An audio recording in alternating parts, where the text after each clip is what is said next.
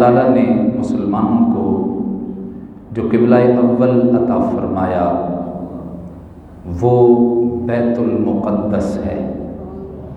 दो नाम हैं, एक है बैतुल मक़दस, एक है बैतुल मुक़द्दस। बैतुल मक़दस वो सारा इलाका और बैतुल मुक़द्दस मस्जिद अक़सा।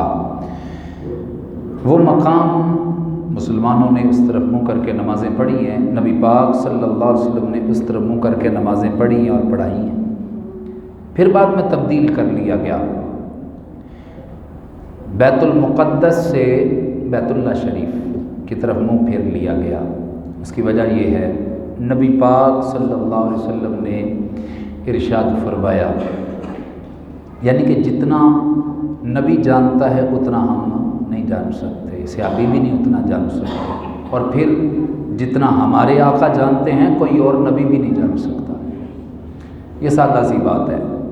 फरमाया इन्नी अरा मा ला तरऊ, मैं वो कुछ देखता हूँ जो तुम्हें नज़र नहीं आता।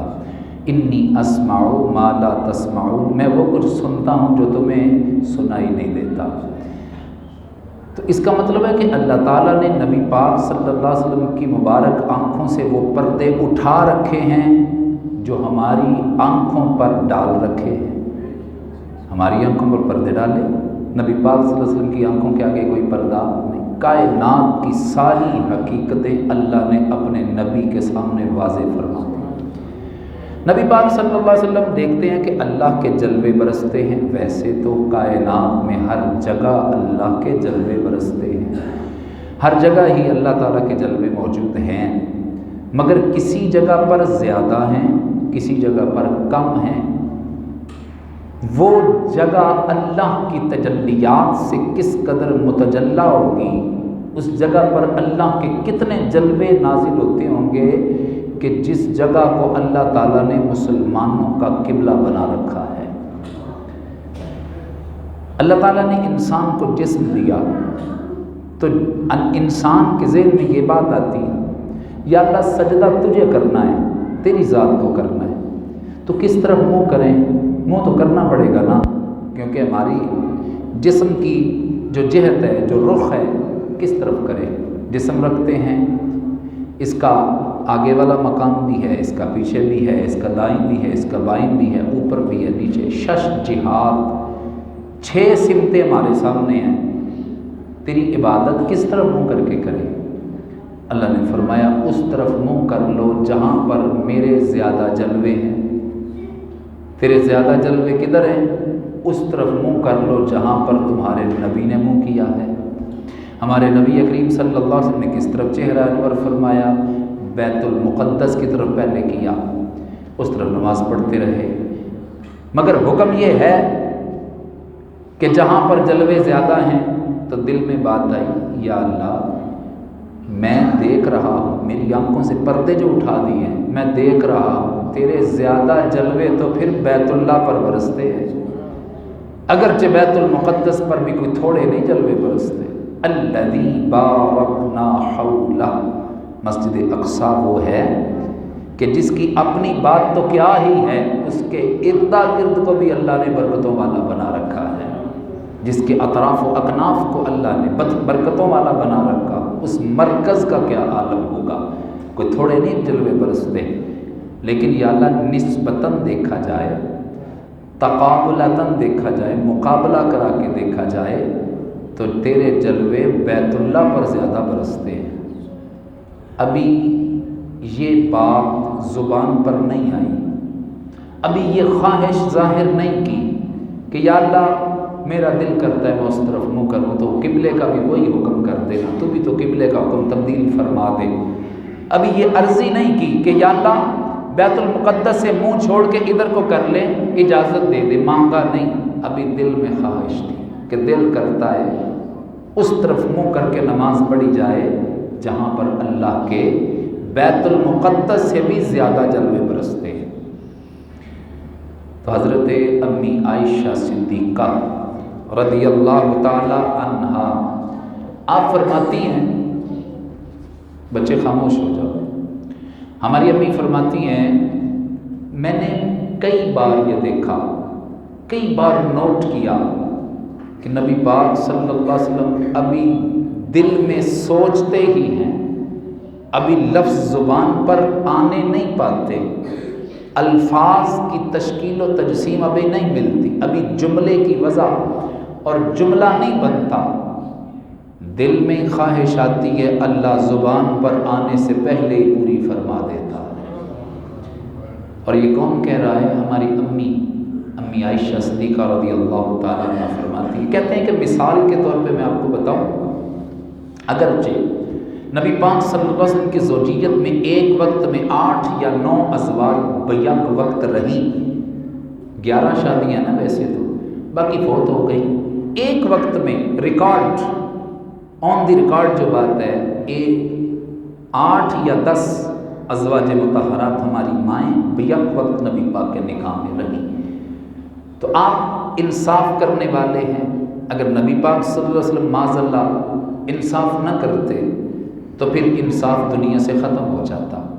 آپ نے تمام کی باریاں لگائی ہوئی تھی، ایام مقرر فرمائے تھے، راتیں مقرر کی تھی، اور یہ ہے اسوہ حسنہ۔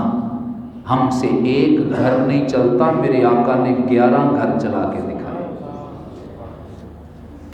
تو 8 ازواج مطہرات ہوں، سب کی طرف جانا ہے، دن باریاں اوقات مقرر فرما رکھے ہیں، مگر نبی پاک صلی اللہ علیہ وسلم انصاف کرنے کے ساتھ ساتھ یہ بھی دل میں خواہش رکھتے تھے کہ زیادہ وقت عائشہ کے پاس گزرے۔ اس کی وجہ کیا تھی؟ اس کی وجہ یہ تھی کہ جتنا زیادہ وقت عائشہ کے پاس گزرے گا اتنا اسے دین زیادہ سمجھا پاؤں گا، اور جتنا انہیں دین زیادہ سمجھ آئے گا اتنا یہ میری امت کو زیادہ پڑھا دے گی۔ ان سے پڑھنا کیسا ہے؟ کتنا پڑھا ہے؟ صحابہ نے ان سے کتنا دین حاصل کیا؟ نبی پاک صلی اللہ علیہ وسلم ارشاد فرماتے ہیں، خذوا شطر دینکم، اپنے آدھے دین کو لے لو۔ یا رسول اللہ کس سے لے لیں؟ صلی اللہ علیہ وسلم کس سے لے لیں؟ فرمایا آدھا دین جو ظاہر تمہیں نظر آتا ہے، باہر تمہیں نظر آتا ہے، وہ تو ڈائریکٹ مجھ سے سیکھ لیا، مگر جو معاملے گھر میں پیش آئے ہیں، میں گھر والوں کے ساتھ کیسا ہوں، تمہیں گھر والوں کے ساتھ کیسا رہنا چاہیے، میں خاندان والوں کے ساتھ کیسا ہوں، تمہیں کیسا رہنا چاہیے، میرا بول چال، بیٹھنا اٹھنا، سونا جاگنا، معمولات معاملات، یہ کیسے اندرونی معاملات، تم اندر جاتے تو پتہ چلتا نا، اندر تو جانے سے پردہ ہے، پھر پتہ کیسے چلے گا کہ ہم بھی اس طرح گھر چلائیں گے جس طرح مصطفیٰ کریم علیہ السلام نے چلا کے دکھایا۔ ظاہری معاملات سیکھ لیے، باطنی معاملات دیکھ نہیں پائے، سیکھو گے کیسے؟ آدھا دین ظاہر ہے، آدھا باطن ہے۔ خذوا شطر دینکم، آدھا دین سیکھ چکے ہو، باقی کا آدھا دین اپنی امی عائشہ سے سیکھ لینا۔ صحابہ کی استاد مجتہدہ ام المومنین عتیقہ عفیفہ سیدہ عائشہ صدیقہ رضی اللہ تعالی عنہا، اس لیے آپ زیادہ وقت امی جان کے پاس، امی عائشہ کے پاس گزارنا چاہتے تھے کہ عمر کے اس حصے میں ہے جب ذہن کچا ہے، جو بات میں کہوں گا یا جو مجھ سے دیکھیں گی وہ ان کے ذہن پر پنچ ہو جائے گا، پختہ ہو جائے گا، امت تک ڈیلیور کیا جا سکے گا۔ چھوٹی عمر میں بچہ اسکول داخل کرواتے ہیں نا، تاکہ جو پڑھے ساری زندگی یاد رہے۔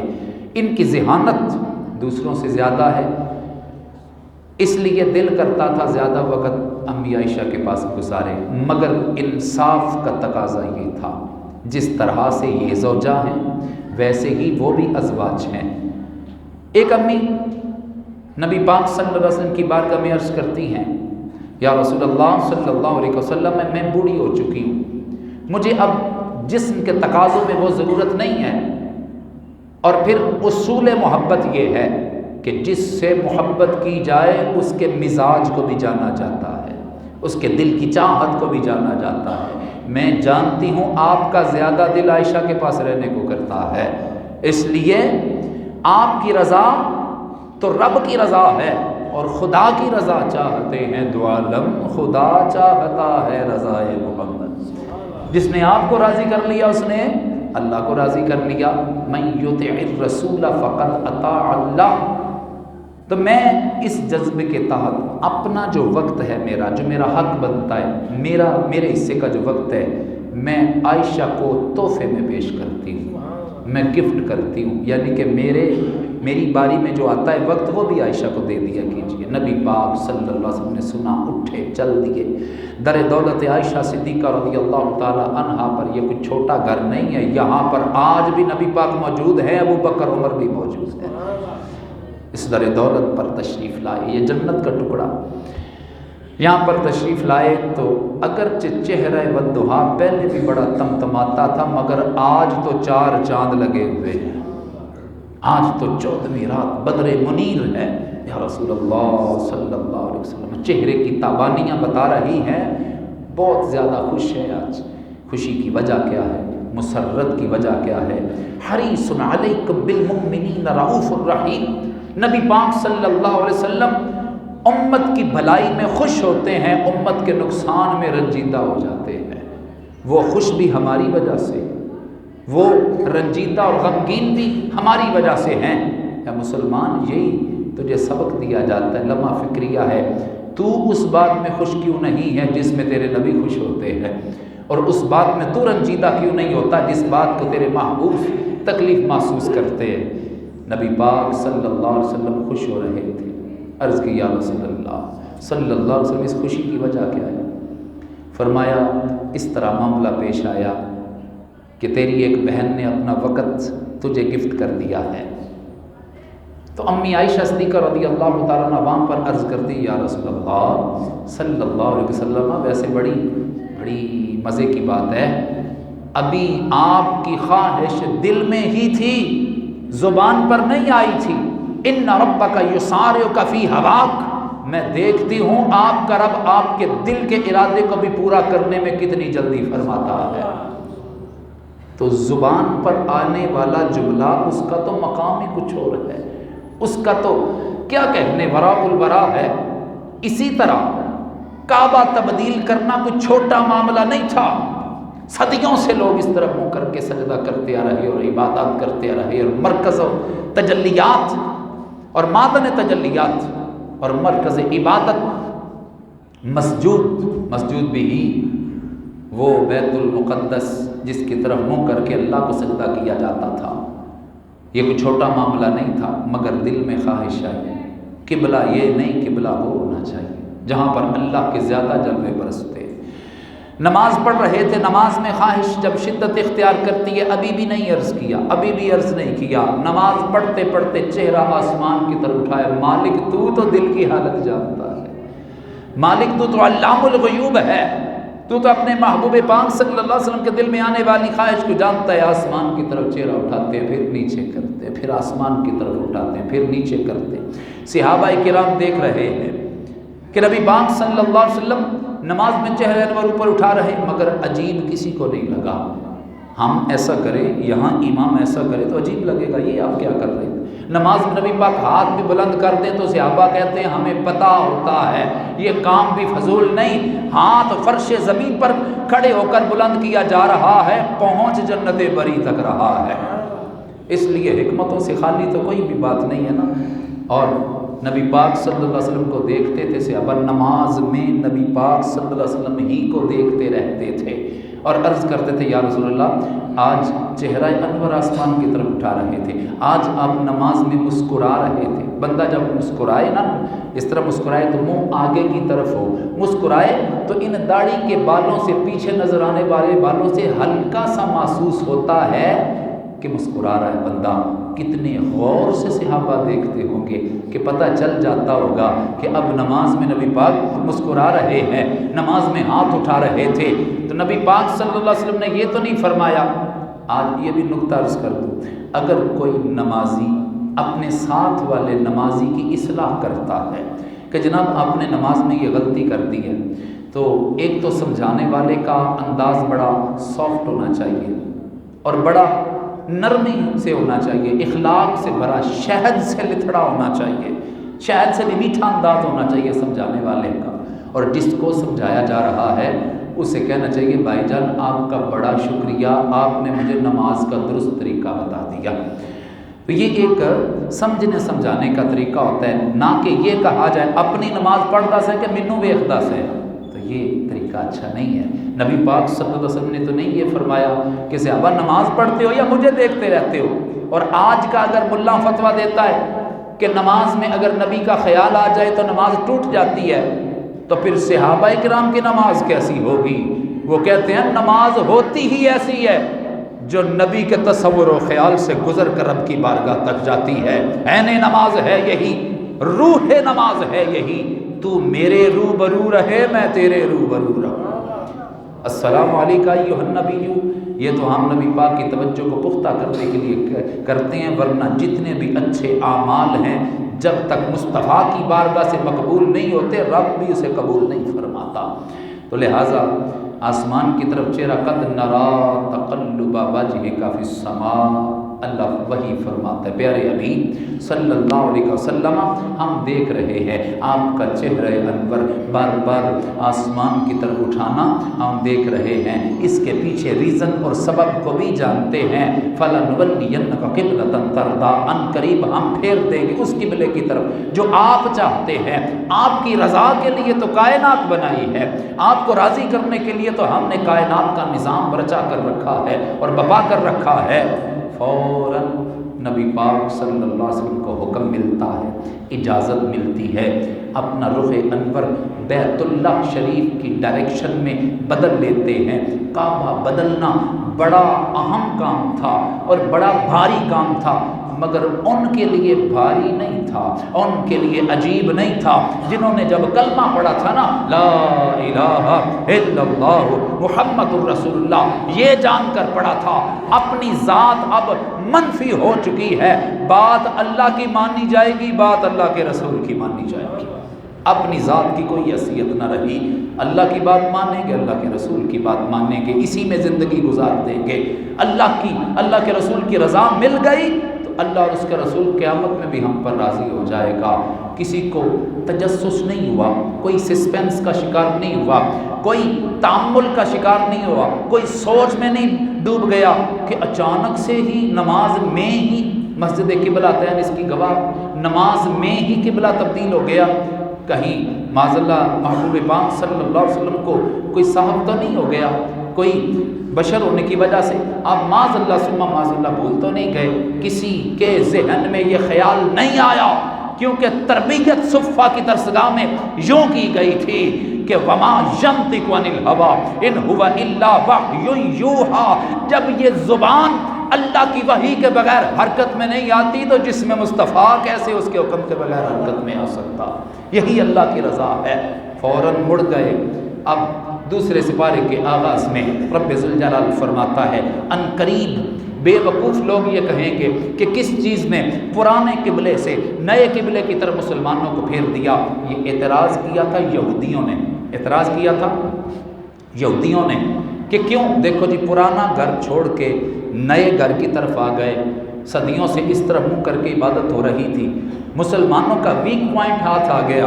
اب یہ اس کا جواب نہیں دے سکیں گے کہ پہلے قبلے کو کیوں چھوڑا اور دوسرے قبلے کو اختیار کیوں کیا، وجہ ترجیح کیا ہے، کیوں تبدیل کیا گیا؟ تو اسلام نے آئینہ حقیقت دکھایا، ان کی اوقات بتائی انہیں۔ علماء کہتے ہو خود کو، حالانکہ جہال ہو، جاہلوں کے سردار ہو، تمہاری تورات میں لکھا ہے آخری نبی کی علامت یہ ہوگی اللہ انہیں کعبہ تبدیل کرنے کا اعزاز عطا فرمائے گا۔ تمہیں پتہ ہی نہیں، اپنی کتابوں کا تمہیں مطالعہ نہیں کیا، اپنے دین کو ریڈ نہیں کیا، اسٹڈی نہیں کیا، اپنی معلومات ناقص ہیں، اعتراض اسلام پر کرتے ہو، منہ سنبھال کے بات کرو، جاہل ہو، بے عمل ہو، بد کردار ہو اور کہتے ہو نحن ابناء اللہ، ہم تو اللہ کے بیٹے بیٹیاں ہیں۔ منہ سنبھالو، آخری نبی کی علامت جا کے اصل اوریجنل تورات کے اندر پڑھو، تمہیں پتہ چلے گا اللہ اپنے محبوب کو یہ بھی اعزاز عطا فرمائے گا۔ اور رہی بات کہ نیا گھر کون سا ہے اور پرانا گھر کون سا ہے، ابراہیم علیہ السلام نے تو بعد میں تعمیر کیا ہے، تمہیں اس کی ہسٹری کا علم تب ہوتا جب اپنی کتابوں کو پڑھ لیتے غور سے، اپنے دین کو پڑھ لیتے غور سے۔ اللہ تعالیٰ نے حضرت آدم علیہ السلام کے روئے زمین پر آنے سے 2000 سال پہلے فرشتوں سے اس گھر کو تعمیر کروایا تھا۔ کوئی گھر نہیں تھا اس زمین پر، کوئی بنا نہیں تھی، کوئی عمارت نہیں تھی، کوئی بلڈنگ نہیں تھی، کوئی چھت نہیں تھی۔ گھر نما اگر کوئی چیز روئے زمین پر بنی ہے تو وہ سب سے پہلے یہی گھر ہے کہ اللہ کا عرش تھا اور پانی تھا، پانی کی جھاگ ایک جگہ اکٹھی ہوئی، اس جگہ جہاں آج بیت اللہ شریف ہے، پھر اس جھاگ کو پھیلا کر زمین بنا دی گئی۔ آج اگر کرۂ ارض کا سینٹرل پوائنٹ نکالا جائے تو وہ مرکزی نقطہ وہی ہے جہاں آج بیت اللہ شریف موجود ہے، یہی مرکز ہے زمین کا۔ اور بیت اللہ شریف کیسے بنا؟ فرشتوں نے عرض کی مالک و مولا حضرت آدم علیہ السلام کے آنے کا فیصلہ ازلی ابدی ہے، ان کے آنے سے استقبال آدم کے لیے، آدمیت کی ضرورتوں کو پورا کرنے کے لیے، زمین کا بچھونا بچھانے کے لیے اور انواع و اقسام کے انتظامات کرنے کے لیے تو نے آسمانوں سے ہمیں زمین پر بھیجا۔ آسمانوں پر ہم عبادت کرتے تھے تو بیت المعمور کی طرف منہ کر کے ہم عبادت کر لیا کرتے تھے، زمین پر وہ جہت کہاں ہے جس طرف منہ کرے اور تیری بندگی کر لے؟ اللہ نے جنتی یاقوت نازل کیے، قول کے مطابق جنتی یاقوت نازل کیے، فرشتوں نے اس کا طواف شروع کیا۔ اسی کے نیچے جو فرشتوں کا کعبہ بیت المعمور ہے، اسی کے نیچے یہ کعبہ تعمیر کیا گیا، فرشتوں نے اس کا طواف کیا، اس کی طرف منہ کر کے عبادت کی۔ جب حضرت آدم علیہ السلام 2000 سال بعد تشریف لائے، 2000 سال کے گزرنے میں کچھ زمانے کے حوادثات کی وجہ سے بلڈنگ کچھ بوسیدہ ہو گئی، آپ نے تعمیر نو کی، حضرت نوح علیہ السلام تشریف لائے اور طوفان نوح آیا۔ جب ہر طرف پانی پھر گیا، ان جنتی یاقوتوں کو آسمانوں پر اٹھا لیا گیا۔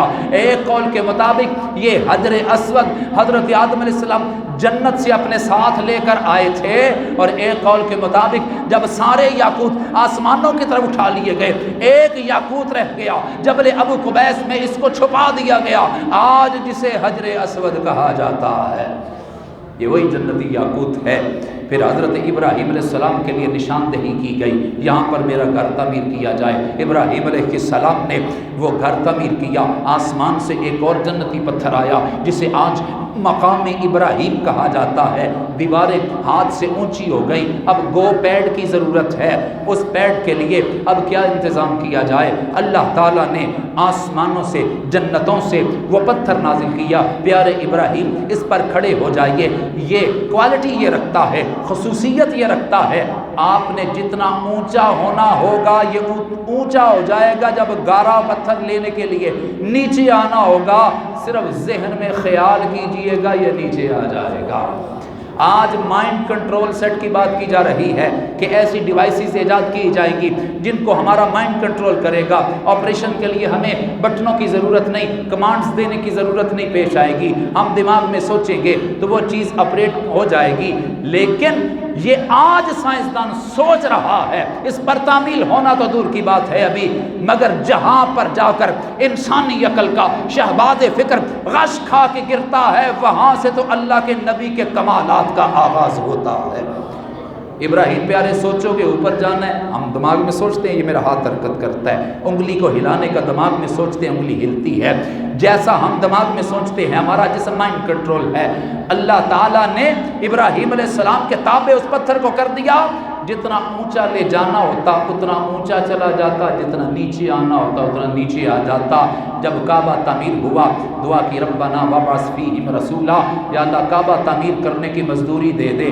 ابراہیم پیارے کیا چاہیے؟ میری نسل پاک میں محمد الرسول اللہ کو پیدا فرما دے۔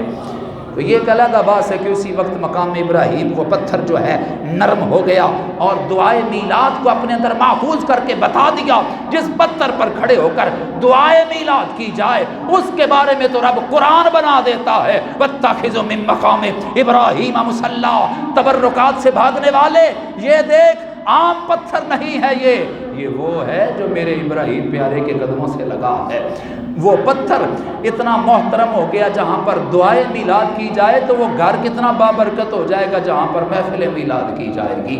ایک علیحدہ باس ہے، حضرت ابراہیم علیہ السلام، اسماعیل علیہ نبینا علیہ السلام نے دعا کی، آپ نے آمین کہا تو ابراہیم خلیل اللہ بن گئے، اسماعیل ذبیح اللہ بن گئے، ابراہیم بھی دادا بن گئے، اسماعیل کی نسل سے بھی آقا کریم کو جلوہ کر کے ان دونوں کو جدین بنا دیا گیا۔ इन निस्बतों से जब पुकारा जाएगा तो इनको करीम आका का दादा कहकर पुकारा जाएगा। ये मकाम इब्राहीम, आगे जो आब ज़मज़म और जो इन्न सफ़ा वल मरवत मिन शाइरिल्लाह, ये अलग बात है। हज़रत इब्राहीम अलैहिस्सलाम की सुन्नत, इस्माईल अला नबीना अलैहिस्सलातु वस्सलाम के ज़िबा का वो मामला। आज कुर्बानी के मुतालिक चंद ज़रूरी मसाइल सुनिए जिनके बारे में इंसान ज़्यादातर गलतियां कर जाता है। सुनिए, सवाल किया जाता है कर्ज लेकर कुर्बानी करना जायज़ है कि नहीं।